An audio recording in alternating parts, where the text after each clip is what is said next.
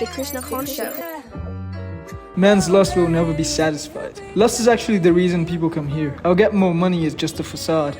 I'll get more girls, more respect, more external validation is what lies behind it. So much of life here is vain and futile, just driven by numbers on a screen. Most people are just shells. I don't know what animates them, but quite clearly they follow something that is not their own. So desperate to fit in, they complain about the same things and enjoy the same poisons. Oh, locals don't speak Hindi. Well, just speak English, no? And also there are no locals. I have no idea where they all went. Auto drivers moonlight as pimps. The bars get crowded and then empty. Men and women walk in to forget about life for a while, to forget about the cage they've forced themselves into. The same songs always play on repeat. Man, it's always the same songs. I noticed India doesn't really value individuals that much. There's a lot of them. Being unique or breaking tradition is sacrilege. They're all worshippers who get taught from a very early age that they're just another piece in the machine of life. The expression of the individual is discredited. Your point of view, however beautiful or interesting, is just straight up wrong. Go back to reading a medicine book.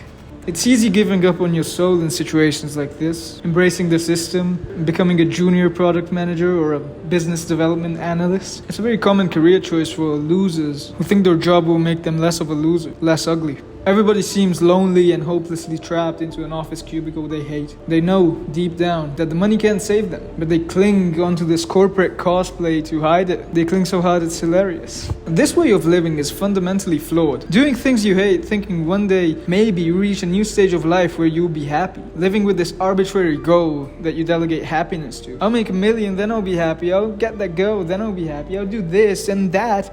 It's a terrible way of living. And I'm not like a wise guy. I drink a lot and don't fully know how to use a washing machine, but postponing happiness does nothing other than feeding your misery. It's not about arriving somewhere, it's about being now. A lot of people I met here live in this future wonderland, but tomorrow never comes. So it becomes easy to get dragged into distractions and addiction. Honestly, I drank more than I'm proud to admit here. Also spent so much money on it, like an embarrassing amount. There are bars everywhere, you get lured into this vortex. Living here feels like a highway to hell, and probably that's the only road without too much traffic on it. I used to think people moved here to make their dreams come true, but the actual reason is just greed. Making it just means making money, making more money. It's the city of greed, not innovation. At 2:22 at night, the music stops, but the actual dance starts. You can see through the bullshit. You can see through the lies. You can see the shredded souls. You can do cocaine. There is no Silicon Valley. There are no dreams. It's just tired, lonely young men in cheap rooms, mutilated, either by love or no love. There is a loneliness so great that you can see it float in the polluted air. Lost souls going through decadent lives in a city filled with despair, and a very feeble light hides at the end of the tunnel. The sun rises and daily life knocks on the door again. It's time to wake up and make money. And at night, you can forget about it all